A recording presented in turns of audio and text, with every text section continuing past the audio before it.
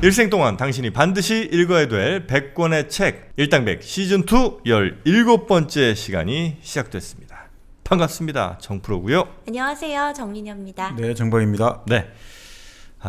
심신인 줄 알았어요. 정영진 씨. 오직 하나뿐인 그대잖아요. 그대 내 마음 두고서 이거 맞아요? 네. 오랜만에 보는 심신 패션이네요. 심신 씨가 참 네. 순수하시더라고요. 네, 굉장히 순수한 분입니다. 네. 네, 대화는 잘 안 돼. 그러니까 뭔가 이렇게 얘기를 하려고 해도 오고 가는 건 없는데 사람 자체는 굉장히 순수한 분입니다. 자, 여튼 저희 시즌2 17번째 시간이 시작이 됐고요. 지금 유튜브와 팟캐스트를 통해서 동시에 여러분께 전해드리고 있는데 참 우리 청취자분들, 시청자분들은 부끄러움이 좀 많으신 것 같아요. 너무 겸손해서 그런가 몰라도 너무 부끄러움이 많은 나머지 좋아요나 구독 버튼을 잘 누르질 않으시는 것 같더라고요. 저희가 조회수 다 보고 있거든요. 근데 조회수에 비해서 이 좋은 컨텐츠가 네. 너무 좋아요가 좀 낮아. 음. 예, 그래서 그거 조금 여러분 신경을 좀 써주셨으면 좋겠다. 이 말씀 꼭 드리고 싶습니다. 근데 그런 되게 작은 여러분들의 작은 반응 하나하나가 우리를 되게 힘이 나게 하잖아요. 우리 중에도 특히 정민여. 정영진 씨 지금 거의 10시간 넘게 방송하고 있는데 힘 좀 나야죠. 그러니까 여러분 좋아요 버튼, 구독 버튼 좀 꼭 이렇게 눌러주시면 되겠습니다. 이 양쪽에 버튼들이 있죠. 그래서 우리 책임감을 갖고 네. 무거운 어깨를 갖고 네. 정말님께 부탁 좀 드리겠습니다. 여기서 더 얼마나 더 짐을 지워드리려고 그럽니까? 저분도 힘들어요. 자, 오늘 17번째 책 어떤 책입니까? 네, 뭐 최근에 여러 가지 사태도 일종의 어떻게 보면 야생동물과 인간과의 관계에서 빚어졌다 이런 이야기 많이 하지 않습니까? 그러니까 그렇죠. 박쥐 같은 경우 이런 결국 인간이 이 야생동물을 고기로 먹는다. 이런 데서 결국 문제가 빚어진 것 아니냐. 뭐 야만적인 식습관이다. 여러 가지 많죠. 많지 않습니까? 예. 사실 그러면 인간이 뭘 음식이라고 하고 또 왜 어떤 곳에서는 이 음식을 아주 좋아하는데 숭배까지 하는데 또 어떤 곳에서는 아주 혐오하는 음식이 식품이 되느냐. 뭐 이런 식의 참 음식 문화가 다양하지 않습니까? 우리가 보고 있습니다. 뭐 대표적으로 우리가 같은 경우는 개고기 같은 경우가 아주 사랑받아온 전통 음식인데 뭐 프랑스의 브리짓 바르도 같은 경우는 아주 야만적인 문화다 이런 식으로 공격하기도 하고 참 이게 천차만별이다 이거죠. 그래서 뭐 이런 어떤 전 세계의 아주 다양한 음식 문화가 왜 이런 형태로 다양한지 정말 기괴하고 도저히 이거는 설명할 수가 없다라고 보통 다들 그냥 다 자기 마음대로야 이렇게 규정을 하는데 그게 아니다. 어떤 기이한 형태의 몬도가네식 음식 문화 습관도 충분히 설명할 수 있다 이렇게 말하는 사람이 있거든요. 그 음식을 먹는, 그러니까 우리로 봐서는 도저히 이해 안 되는 음식이지만, 그렇죠. 그 음식을 먹는 데는 다 이유가 있다는 거군요. 그렇죠. 전갈 이런 거. 전갈 튀겨 먹는 거. 난 전갈은 차라리 뭐 메뚜기 나도 먹었어. 귀뚜라미. 진짜요? 메뚜기 나도 먹었어요. 어디 갔어요? 우리 어릴 때 메뚜기는 사실 꽤 좋은 단백질. 그리고 어르신들은 항상 맥주 안주 같은 거에 메뚜기를 드셨어요. 그리고 예전에 뷔페 가면 메뚜기 튀김도 있었잖아요. 그래? 네. 뷔페? 네. 좀 약간 그 어르신들 좋아하는 어디 뷔페냐 거기는? 동네 뷔페? 네, 그냥 좀 이렇게 너무 비싸지 않은 그런 뷔페 같은 데 가면 저 어렸을 때 그 메뚜기 튀긴 거 보고서 깜짝 놀랐던 적이 있거든요. 그래요? 뷔페에 메뚜기 튀김이 있다니. 그리고 우리나라 안에서도 사실 꽤 지역에 따라 그렇죠. 야, 저긴 어떻게 콩국수에다 소금을 넣어 먹냐? 야, 그쵸, 어떻게 그쵸. 저긴 설탕을 넣어 먹어? 저게 국수인데. 뭐 이런 분들도 좀 있는 것 같고. 저는 예전에 그 부산 쪽 갔을 때 일단 그러니까 짬뽕에 돼지고기가 이렇게 막 들어가 있는 걸 보고 깜짝 놀랐었어요. 대전에서는 해물을 오로지 해물 넣는데. 외에는 이제 넣질 않거든요. 부산이 특히 고기를 좀 많이 넣는 것 같아요. 국밥이 유명하잖아요. 돼지국밥. 돼지국밥도 유명하죠. 그리고 또 짜장면에는 계란 후라이. 계란 후라이. 노른자가 그대로 이렇게 있는 거예요. 그래서 뭐야? 막 이랬던 기억이 저는 얼핏 납니다. 근데 그렇죠. 대전은 굉장히 많은 분들이 싫어할 만한 음식이 없습니다. 좋아할 만한 음식도 없죠. 대전은 빵이지. 대전은 성심당과 그리고 칼국수. 그다음에 대전에 진짜 유명한 음식이 그 두부두루치기. 네. 두부두부치기. 그리고 붕어빵 뭐 이 정도가 붕어빵이 유명하다고요? 이게 3개나 차잖아요 벌써. 밀가루 음식이 몸에 좋지 않다고 알려져 있는 밀가루 음식. 몸에 좋지 않다라는 것도 하나의 편견 아닌가 이렇게 네. 주장하시는 분도 많은데 네네. 사실 세계에서 가장 많이 생산되는 곡물이 밀이잖아요. 네. 그러니까 이제 밀이 물론 이제 우리 오는 과정에 우리가 생각하기에는 이게 썩지 않도록 뭔가를 뿌린다. 방부 처리 같은 거. 네. 예. 근데 이제 우리가 보통 그런 이야기를 많이 하더라고요. 어떤 분들은 자꾸 방부제를 넣는다 이런 이야기 하는데 그 식품과학을 하시는 분들은 아유 이건 말이 안 되는 소리라는 거예요. 왜요? 방부제라는 것은 예를 들어 가지고 우리가 뭐 여러 가지 종류가 있습니다만 방부제 예를 들어 예전에 포르말린 같은 경우는 이 손만 닿아도 큰일 나거든요 사람이. 그러니까 방부제가 아니라 보존제를 넣을 수 있다 이거죠. 보존제. 근데 기한- 보존제랑 방부제랑 뭐가 달라요? 방부제가 이건 거의 엄청 위험한 물질이 화학물질이고 네. 보존제는 괜찮아요? 보존제는 예를 들어 식품의 어떤 그 보존 기한을 좀 늘리기 위해서 괜찮은 건 아닌데 예를 들어 이런 거죠. 뭐 보통 우리가 식품의약품 안전처 같은 경우가 식품 첨가물 같은 경우 있지 않습니까? 여러 네. 가지 첨가물이라든지 이런 거 허용되는 기준들이 있기 때문에 그 기준 그게 안에서만 따라서 쓰면. 하는 그 기준을 어긋나면 불량식품이지 그 안에 있으면 그건 기본적으로 검증된 것인데 그걸 불신하면 이건 정부 기관이 존재하는 이유가 없지 않냐 이거죠. 수많은 돈을 쓰고 근데 그걸 끊임없이 또 불신을 조장하는 것도 이것도 일종의 상업주의 아니냐 이렇게 시각을 그 하시는 분도 있죠. 하긴 미국에서는 거의 주식으로 밀을 먹고 뭐 매 끼니마다 파스타 같은 걸 먹잖아요. 미국이? 아니야?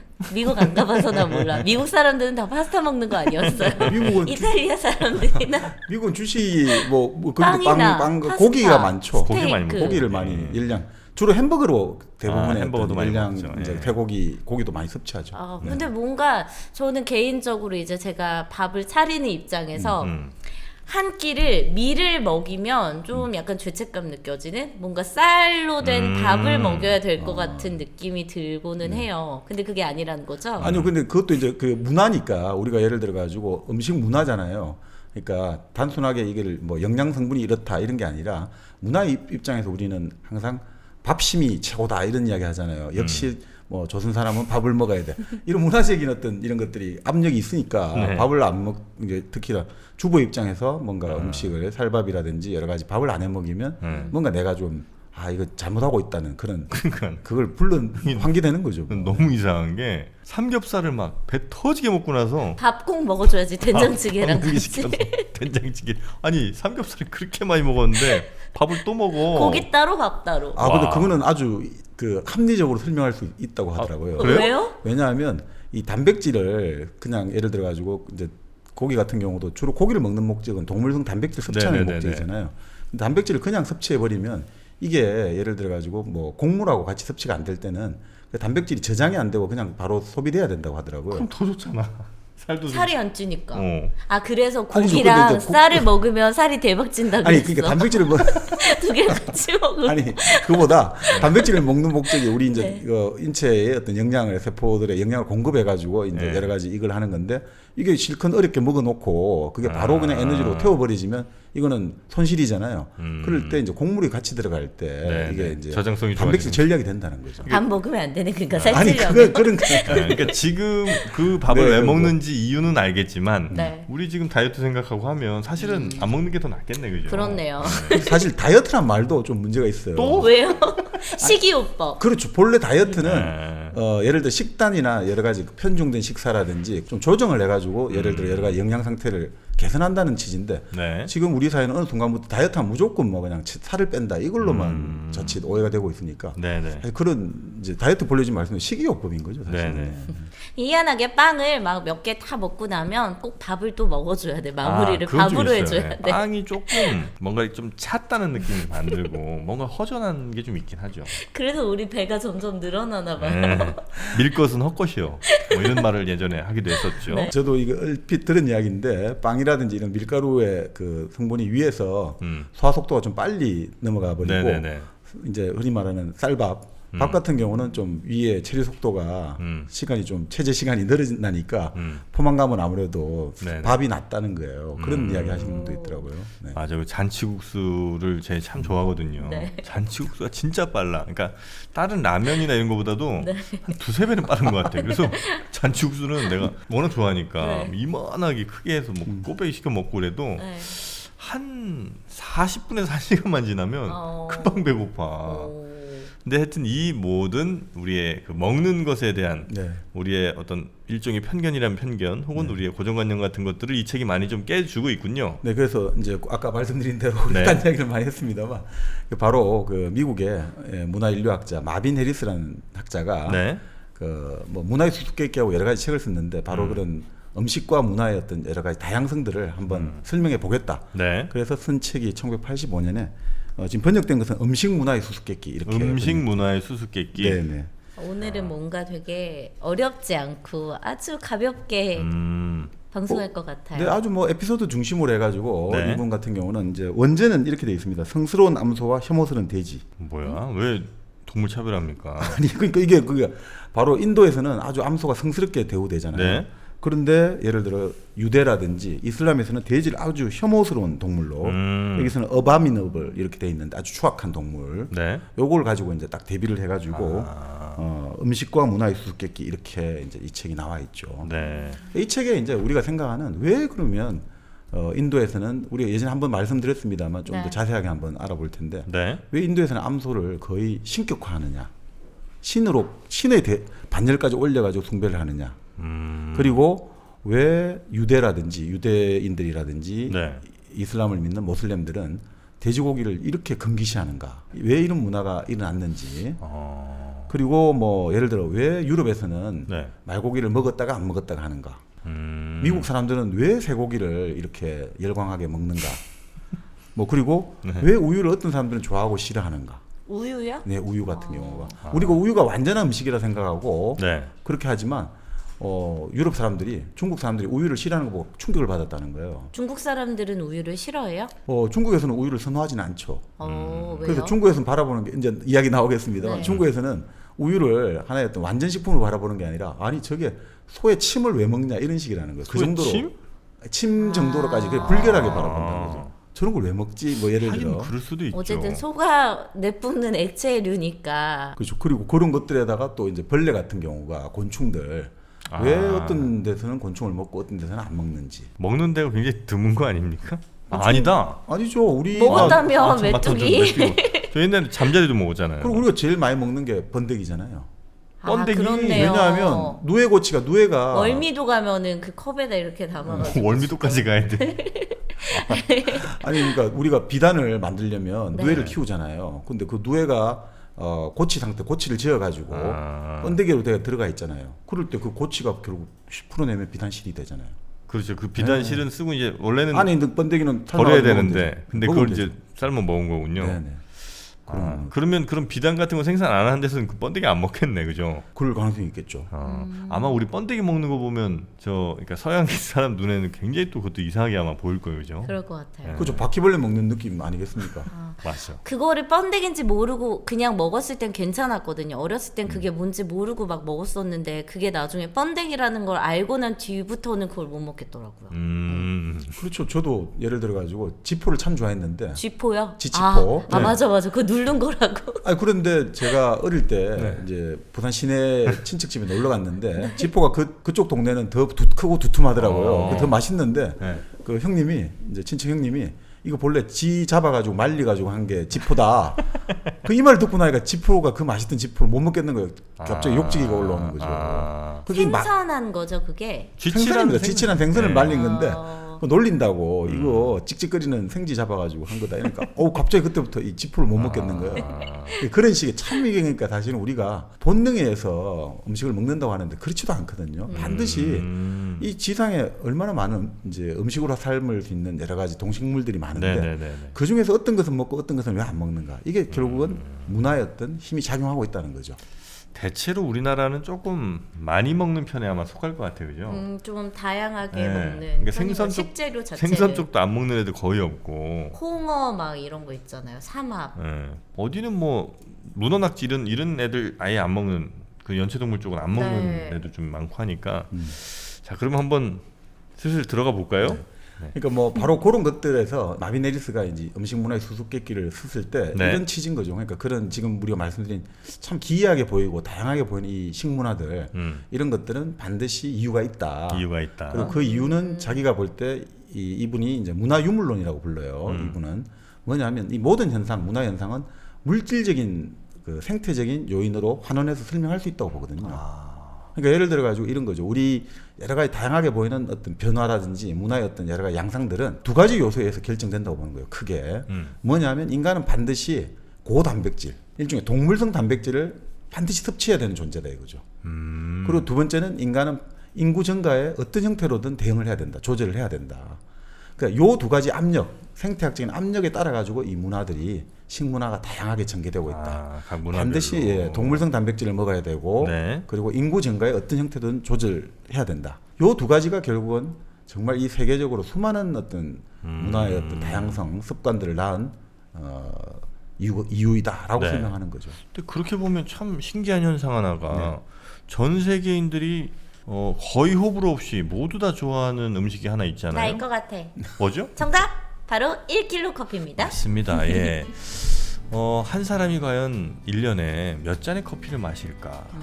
뭐 우리나라 기준으로는 어마어마합니다. 뭐 200잔 넘게 마시더라고요. 네. 근데 오히려 또 권장을 해야 될 상황이 지금 이제 됐다는 겁니다. 왜? 우리도 먹고 살아야 되니까. 그래서 1kg 커피를 여러분이 많이 드셔야 되니까 1kg 커피가 전 세계 사람들에게 매일 아침 배달되는 그날까지 저희 일당백과 1kg 커피는 함께 가겠습니다. 해외로 수출돼도 되게 뿌듯하게. 실제로 그 1kg 커피가 네.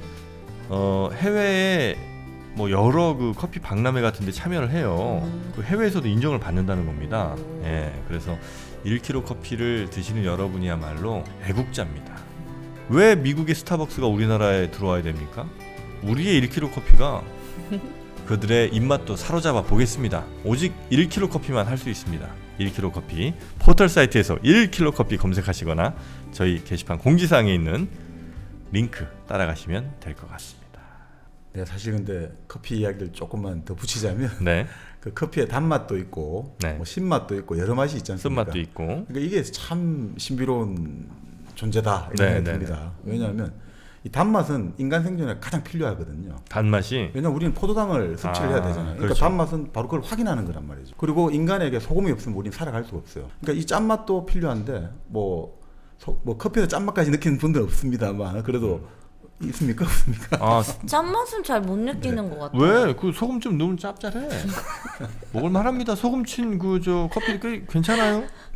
이게 이제 본래 커피 같은 경우가 이 단맛 네. 결국 그런 당분을 해가지고 아주 인간이 생존하는데 아주 필요한 영양소고. 네. 그 다음에 쓴맛, 아유, 신맛이 있잖아요. 신맛이 있죠. 특히. 신맛 있죠. 이게 본래 신맛하고 쓴맛은 인간이 이걸 먹지 말라고 하는 경고거든요. 본래는 그랬습니다. 아, 그래요? 신맛이랑 쓴맛. 쓴맛이요? 예, 신맛은 뭐냐면 상한 그렇죠. 거니까. 신맛은 음식이 부패할 때, 그러니까 식재료 부패할 때 신맛이 나거든요. 네네. 그런데 인간이 왜 좋아하게 됐냐면 이제 식초가 나오면서 또 식초를 통해 가지고 음식의 부패를 막는단 말이죠. 그다음부터는 신맛도 이제 이거 좋은 거다라고 이제 사람들이 생각이 된 거죠. 커피에 신맛도 들어가잖아요. 네. 그리고 이제 쓴맛도 느끼는 분이 있는데 쓴맛도 사실은 본래 좋은 건 아니거든요. 독 관련된 거겠죠. 쓴맛은 그렇죠. 본래 우리가 야채를 어떤 분들은 별로 안 좋아하는 분도 있어요. 왜냐하면 야채라는 게 피톤치드, 우리 피톤치드 성분 네네네네. 좋다고 하잖아요. 네네. 그게 본래 피톤치드가 이 식물이 살기 위해 가지고 주위에 미생물을 살균하는 그 화학 물질이란 말이죠. 그 인간에게 좋다고 하는데. 그래서 살균 작용이 있구나. 그렇죠. 그러니까 이게 쓴맛이 사실은 쓴맛을 느끼면 음식을 안 먹어야 된단 말이죠.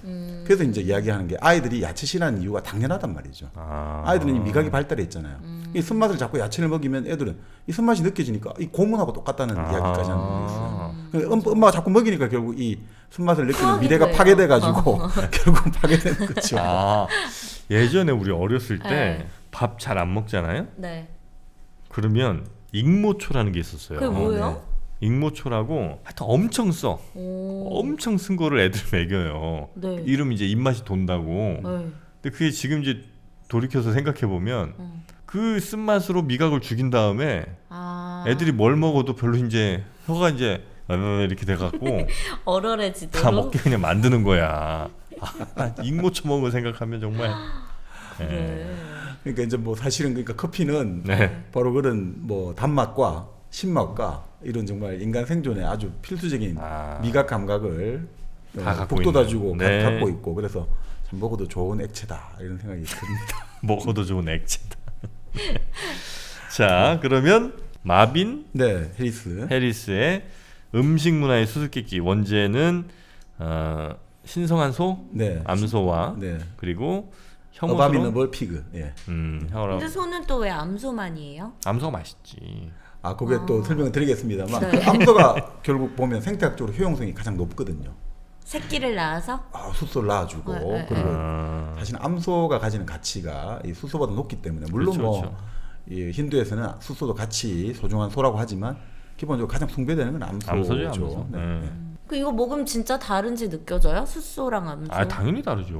향 자체가 달라요. 아 그래요? 일단 숫소는 특히 이제 거세소는 그나마 좀 낫지만 아, 그냥 저 숫소는 냄새나? 고기 누린내 있죠. 어. 네, 그게 좀 많이 납니다. 네, 그래서 그거는 뭐 먹기엔 썩 좋지 않아요. 돼지도 그렇고. 돼지도 그렇게 암수를 그럼요. 구별해서 먹어요? 그러니까 이제 그래서 진짜 소돼지들이 불쌍한 게 잘려요 남자애들이 많이.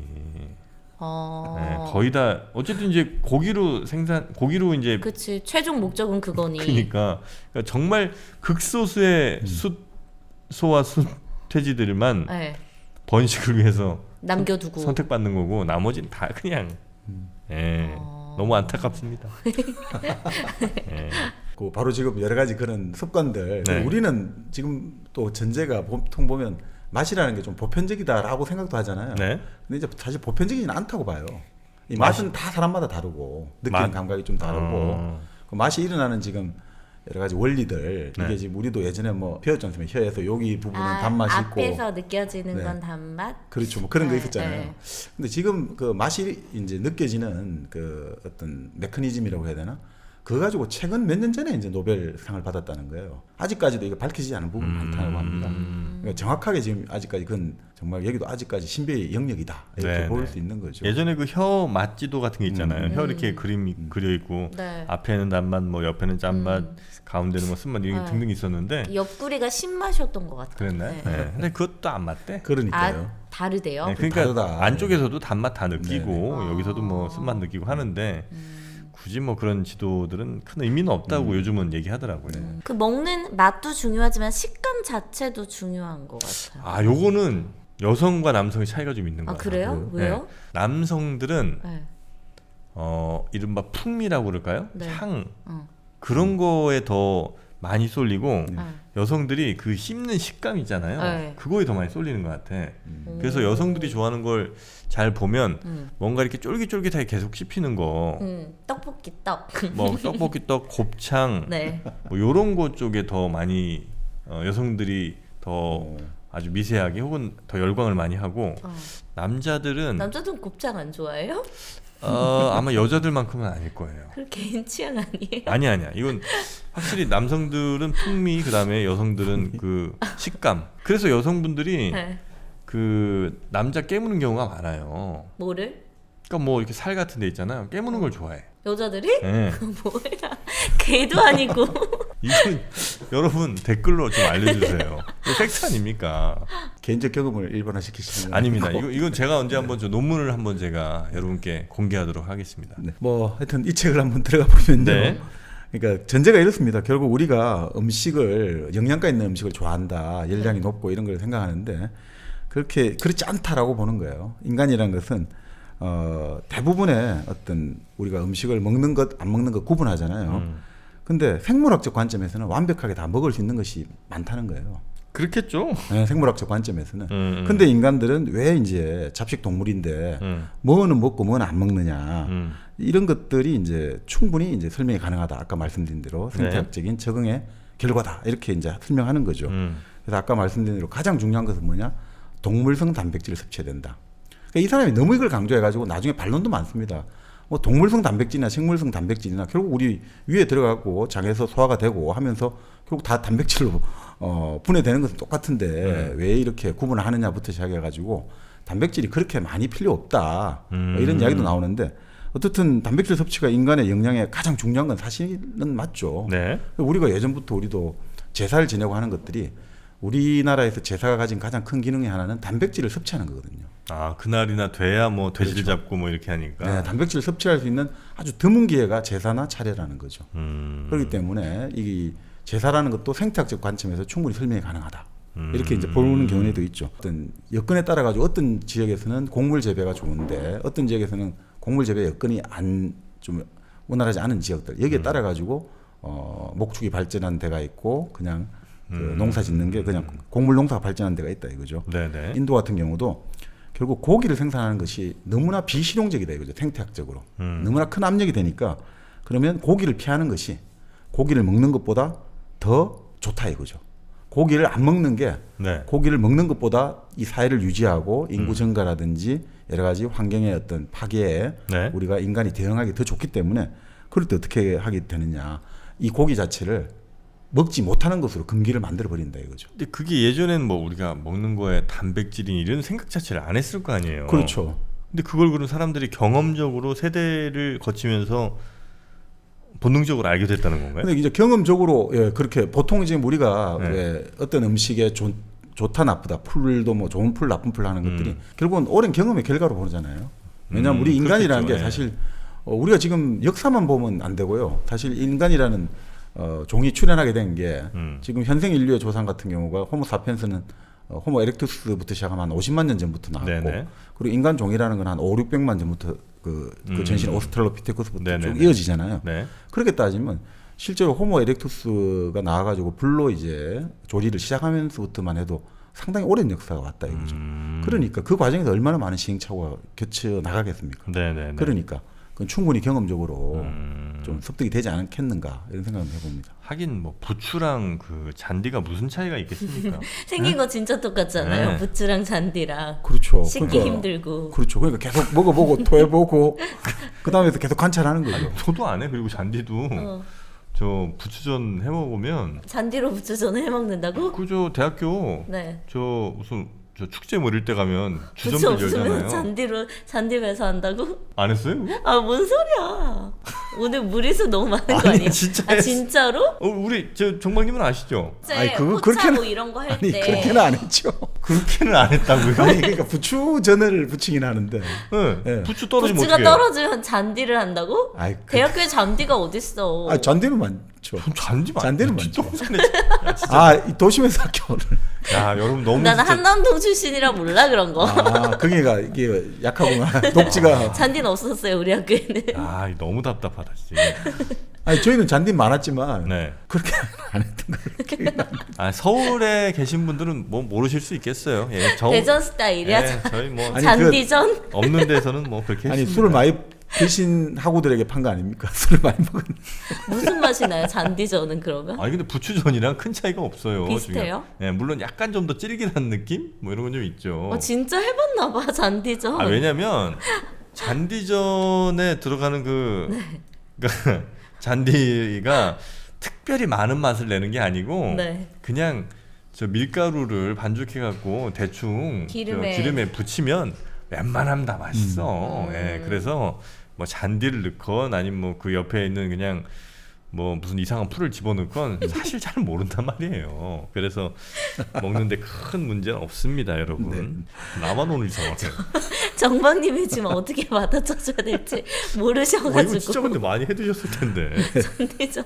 지금 말씀드린 대로 네. 결국 그 고기를 생산하는 것들이 여건이 네. 안 될 때는 고기를 아예 금지시켜 가지고 음. 그런 식으로 생태학적 압력이나 강제를 피할 수 있다. 네. 뭐 이런 식으로 해서 문화가 변화가 왔다는 거죠. 네네네. 그래서 실제로 보면 사람들이 이제 선호하는 음식 있잖아요. 그걸 보통 먹기 좋은 음식이라고 말하고 사람들이 기피하는 음식을 먹기 나쁜 음식이라고 하는데 그 자체가 생물학적으로 차이가 있는 게 아니라 결국은 그 환경하고 밀접한 관련이 있더라. 네네. 이 환경 속에서 이제 아무리 영양가가 높고 열량이 높아도 그러니까 예를 들어 고기를 만들어낸다. 영양가도 네, 네. 좋고 열량이 높지만 고기를 만드는데 너무 많은 자원이 소모된다 이거죠. 시간과 노력이 소모되면 이거 만들면 이 사회가 이 결단이 난다. 그럴 때는 네. 이거를 어떻게든 안 만들고 안 먹는 방향으로 나가야 된다 이거죠. 그러면서 자꾸 이상한 우리가 보기에는 이상해 보이는 관습이 생긴다. 그러니까 소 한 마리 키우는데 예를 들면 인도 같은 데서 네. 소 한 마리 키우는데 한 3년 걸리고 키웠더니 뭐 한 성체가 되는 데까지 막 먹을 곡물이며 풀을 어마어마하게 먹는 상황이 되면 네. 이 소는 얘는 안 되겠다. 그렇죠. 얘 키우다가 우리가 죽겠다. 이래서 이제 얘를 아예 안 먹는 걸 유도하는 방식으로 뭐 숭배를 한다든지 아니면 얘는 더러운 음식에 이렇게 해서 이제 배제를 하든지 한다는 거죠. 그러니까 이런 거죠. 사실은 그러면 어떻든 간에 이걸 만드는데 이 고기를 생산하는데 너무 많은 자원이 들 때 네네네. 이 맛은 있지만 그럼 어떻게 해야 되느냐? 그런데 이 암소가 우리가 예전에 한번 말씀드렸습니다만 암소가 소똥을 넣으면 그게 이제 연료로도 쓰고 네네네. 거름으로 쓰고 암소가 일이 많잖아요. 뭔가 우리에게 도움을 주는 게 많을 때는 이게 먹지는 못하지만 숭배를 하는 대상으로 가고 예를 들어 건조한 지방에서 사막에서 돼지고기가 네. 맛은 있는데 이건 키우는데 너무 많은 비용과 이게 자원이 들잖아요. 네. 이럴 때는 문제는 돼지는 근데 줄 게 없단 말이에요. 돼지는. 뭘 우리한테 그러니까 인간에게 줄 게 없단 말이에요. 아. 고기 말고는 줄 게 없다 이거죠. 그렇네요. 근데 고기를 만들 때 너무 많은 비용이 들어가요. 네. 그럴 때는 혐오스러운 동물로 딱 나뉘 찍는 거죠. 금기의 동물인데 같은 금기라도 한쪽에서는 우리에게 도움을 줄 때는 이건 신성시하는 거고 우리에게 도움이 안 될 때는 이건 완전히 악마의 동물이야. 그래요. 추악한 동물이야. 이런 식으로 이제 인간들이 이 문화가 참 그런 어떤 메커니즘을 보여준다. 나중에 이제 나옵니다. 네네. 이런 것들이 결국 그러니까 음식은 우리가 생각하는 음식 이거는 영양가와 사실 상관이 없다는 거예요. 우리는 숭배하는 딱히 뭐 그런 동물이 별로 없는 것 같아요, 그죠? 인도의 소처럼. 그 우리도 약간 소가 좀 그렇지 않나요? 그렇습니다. 농경 사회였으니까. 예전에 네. 챙기질을 해야 되고 그리고 소는 여러 가지 우리에게 자원이 별로 안 들잖아요. 소가 인간하고 경쟁을 안 하잖아요. 소는 우리 볏짚 새죽 쏘가지고 주면 되니까 인간의 곡물을 탐하지는 않잖아요. 네네네. 그러니까 우리는 소가 아주 좋은 정말 우리에게는 소에 관련된 뭐 우리가 뭐 소설이나 이런 것도 많지 않습니까? 황소년의 소설이 예전에 교과서 나온 게 있는데 네. 이게 6.25 때 이 소를 두고 가야 된단 말이죠. 주인공 꼬마가. 근데 이제 소가 아무래도 걱정이 되는데 네. 군인들이 다 잡아먹는다니까. 그래서 어떻게 하냐면 얇게 얼음이 얼어가지고 건너가는데 소가 막 달려와가지고 소를 끌어안고 뭐 이런 아주 감동적인 대목이 네네네. 그 저도 본 것 같아요. 교과서에 나왔죠. 네. 예. 그러니까 소가 우리하고 아주 정말 친밀한 거죠. 이중섭 화가도 소를 주제로 많이 그렸고. 그렇죠. 시에도 많이 등장하잖아요, 소가. 시에 많이 나오죠. 그렇죠. 송아지 노래도 있고 얼룩 송아지도 네. 있고. 네. 아이 목동 같은 애가 소 등 뒤에 누워서 뭐 이렇게 하는 경우도 있고. 그렇죠. 네. 그리고 속담 같은 거에도 소가 많이 좀 등장을 하죠. 소기의 경익기. 소기의 경일기, 우이독경이 있고요. 소걸음이 천리를 간다. 소걸음 찰리가 소 뒷걸음질 치다가 뭐 쥐잡고. 네, 그렇죠. 그다음에 여름에 무슨 소나기 내릴 때는 소 등의 반쪽은 내리고 반쪽 안 내린다 뭐 이런 식의. 그렇죠. 그런 속담도 있어? 네. 소나기 소내기 뭐 이런 식으로. 그런가요? 예, 네. 소를 걸고 내기를 했다 뭐 이런 그런 이야기도 있고 민간 언설입니다만. 우리는 대체로 소를 좀 좋은 쪽으로. 그렇죠. 소라는 게 이 농경에서는 절대적으로 필요한 자원이죠. 요즘 치면 뭐 트랙터에다가 여러 가지 다 합쳐놓은 거잖아요. 트랙터에다가 트럭에다가 이런 기능을 다 합친 게 소니까 운송수단도 되고 예, 이 농경하는 너무 수단도 되고. 힘들겠어, 근데 진짜. 그러니까 옛날에 원앙소리에 소가 평생 자기 가족을 위해서 하니까 소가 죽을 때 보통 잡아먹고 이러는데 소를 묻어주잖아요. 묻어도 줘요? 그러니까 그 주인공 할아버지 부부는 묻어줬다고 들은 것 같습니다. 그렇습니까? 문화 따라서 단백질을 대하는 생명을 대하는 태도들이 많이 다르고요. 그렇죠. 그러니까 음식이라는 거는 영양가와 상관이 없다 이거죠. 사실은 영양가가 있으면 먹고 이런 게 아니고 네. 사실은 결국 그 적응의 결과로 이제 무엇을 먹을 수 있는가 없는가는 선택되는 거다 이거죠. 근데 맛이라는 거는 대체적으로 누가 딱 먹었을 때 맛있는 게 있고 맛이 없는 게 있잖아요. 소고기 맛있지. 소고기 맛있지. 입에서 녹지. 그러니까 보통 아까 맛을 우리가 단맛, 네. 짠맛, 쓴맛, 신맛 했잖아요. 근데 본래 제5의 맛이 있죠. 제5의 맛. 감칠맛이라고 하는데. 우마미. 예, 어유 바로 하시네요. 네. 이건 학술 용어죠. 우마미? 네. 일본 용어. 일본 말인데 아니에요? 학술 용어로 지금은 인정되고 있으니까. 감칠맛. 그 우리 흔히 말하는 바로 MSG죠. 그래. 글루탐산. 그 MSG 자체 글루탐산은 우리 인간이 단백질이 이제 우리 몸에 들어와서 아미노산으로 분해되지 않습니까? 네. 필수 아미노산이 있다고 하지 않습니까? 근데 그 우리가 반드시 먹어야 되는 필수 아미노산이 글루탐산이에요. 네네. 근데 그건 몸에서 이제 안 만들어지니까 반드시 외부에서 섭취를 해야 되는데 하루에 2g 이상씩 먹어야 된대요. MSG. MSG를.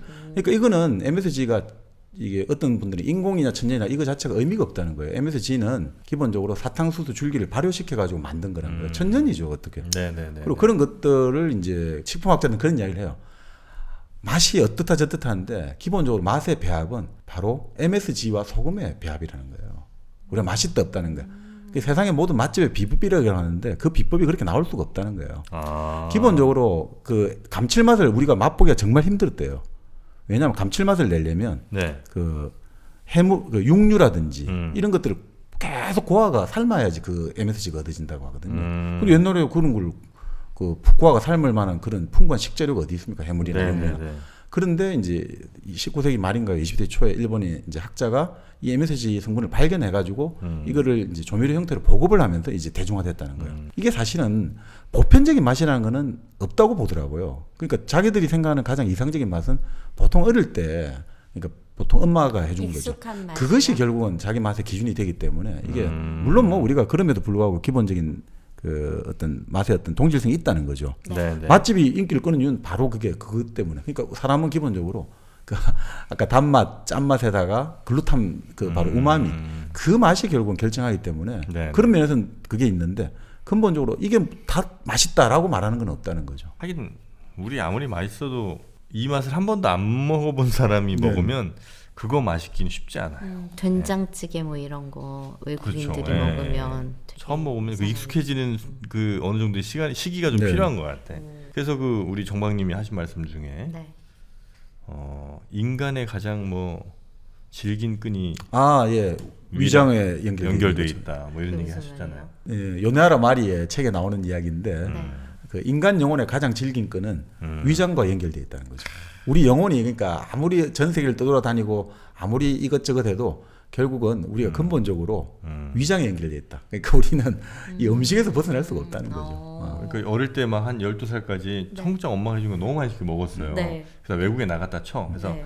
한 30년 동안 완전히 그 문화에 푹 젖어 살잖아요. 네. 그러면 내가 생각하는 거라든지 뭐 여러 프로세스 아니면 내가 좋아하는 것들이 다 그쪽 문화에 맞게 바뀌는데 위장만은 아니다. 그럼에도 불구하고 그렇죠.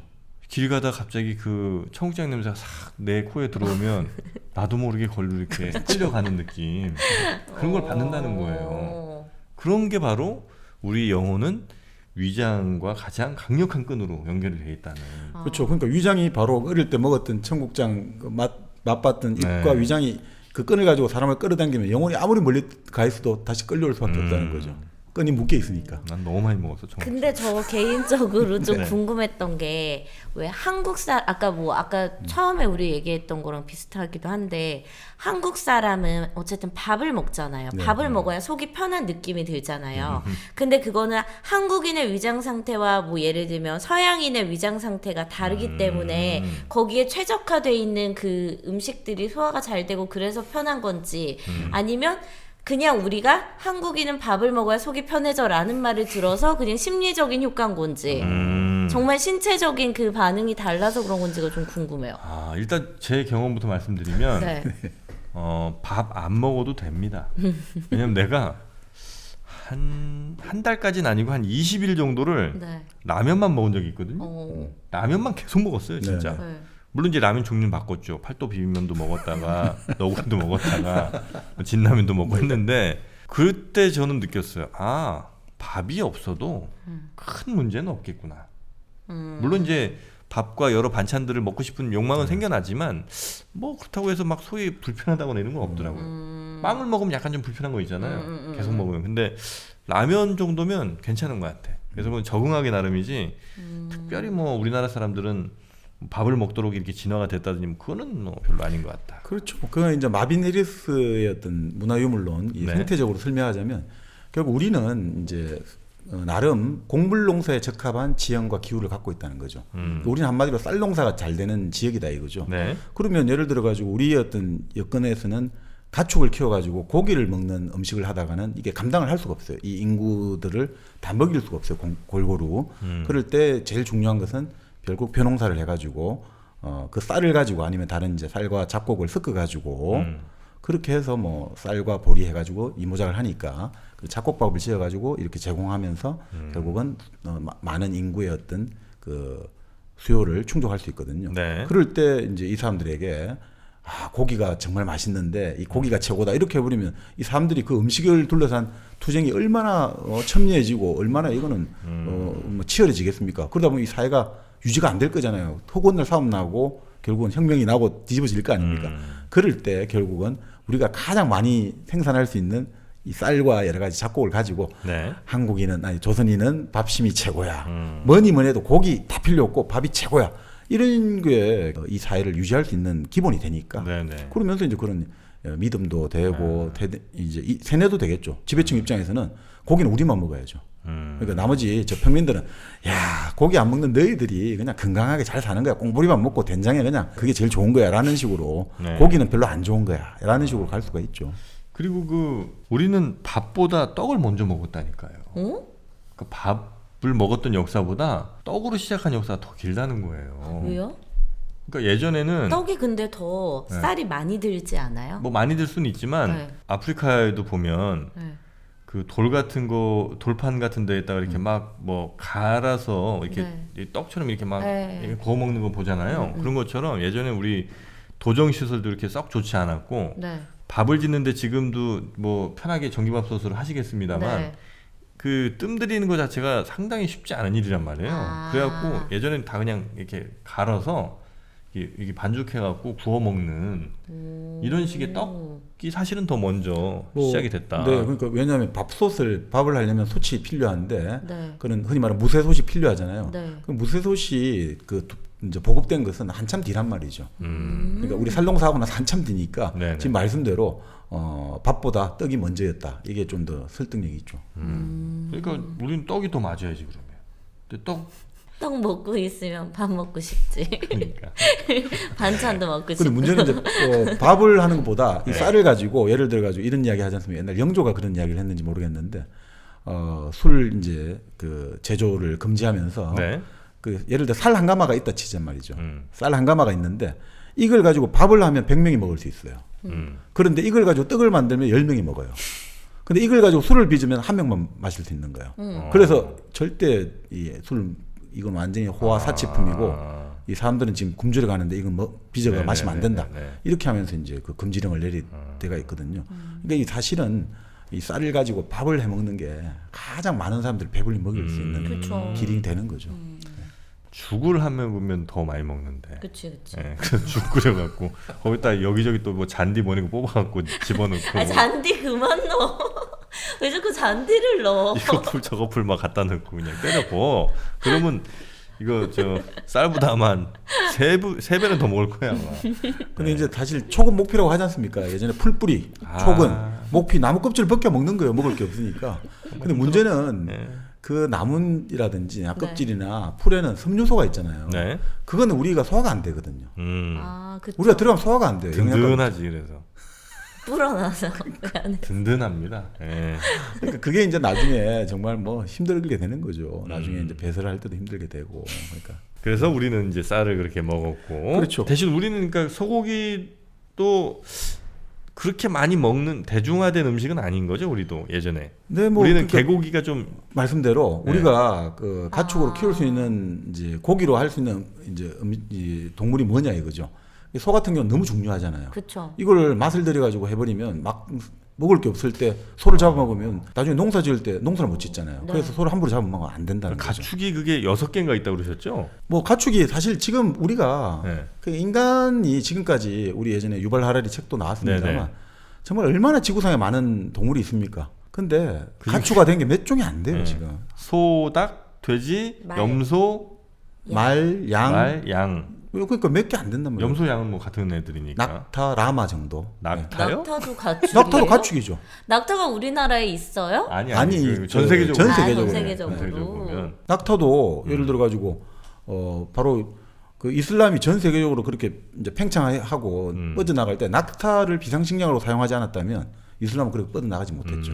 낙타가 아주 유용하지만 비상식량으로 마지막 순간에 먹어야 된단 말이에요. 하긴 그렇겠죠. 몽골 군대가 전 세계로 뻗어나갈 때 한 명이 말 보통 18마리입니까를 한 명이 가지고 간단 말이에요. 그래서 계속 말을 바꿔 타고 가는 거예요. 그럼 말이 이제 지치면 그 말을 잘라가지고 피를 마셔가지고 이 사람이 이제 그걸 하고 나중에 고기를 구워가 먹고 이렇게 해가지고 저 유럽까지 진출을 하게 된 원동력이 그러니까 그런 식으로 가축이죠. 그러니까 그 말 타는 게 사실 쉬운 일은 아니에요. 그러니까 물론 이제 그래서 말을 아침부터 저녁까지 타잖아요. 그러면 거의 한 2kg이 빠진다는 거예요. 그렇죠. 그러면 2kg 빠진 걸 우리가 어떻게 측정을 하느냐? 바로 위아래 체중계가 여러분의 정확한 체중을 잴 수 있도록 도와드린다는 거죠. 너무 좋겠다. 2kg 빠져 있으면 체중 쟀는데. 다이어트 혹은 뭐 몸매 관리 혹은 뭐 건강 관리 하시는데 눈에 보이는 숫자로 나를 설득시키는 게 굉장히 중요하다는 겁니다.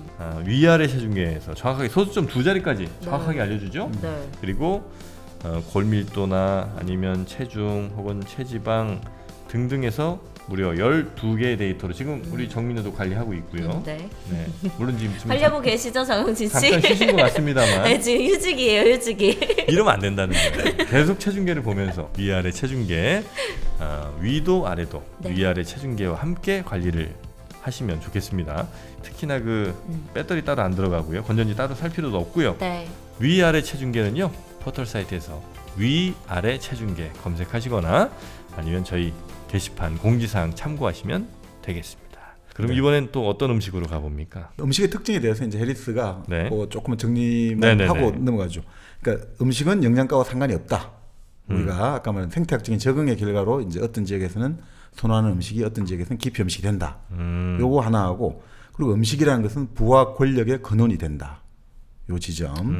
그러니까 음식을 통해서 사실 우리는 부라든지 권력이 딱 나눠지는 거죠. 그러니까 예전 그런 이야기 하잖아요. 너가 먹은 것이 너를 말한다라는 말 있잖아요. 뭐 브리아 사바렌 같은 경우는 네가 무엇을 먹었는지 나에게 알려주면 나는 너가 누구인지를 알려주겠다. 뭐 이런 이야기도 했습니다만 그러니까 음식을 이런 거죠. 귀족이 먹으면 귀족은 음식을 흰빵을 먹어요. 근데 평민들은 검은빵을 먹죠. 네. 그런 식으로 음식 자체가 이미 출신을 나눈다는 거죠. 권력이라든지 계급을 나누고 바로 부가 다 이게 결국은 음식을 보면 다 알 수가 있다는 거죠. 요즘은 검은빵이 더 비싸. 호밀빵 막 이런 거. 통곡물 뭐 이래갖고 또 저 먹물 오징어빵 뭐 이런 거. 그렇죠. 흰빵이 제일 건강에도 안 좋고 제일 싸.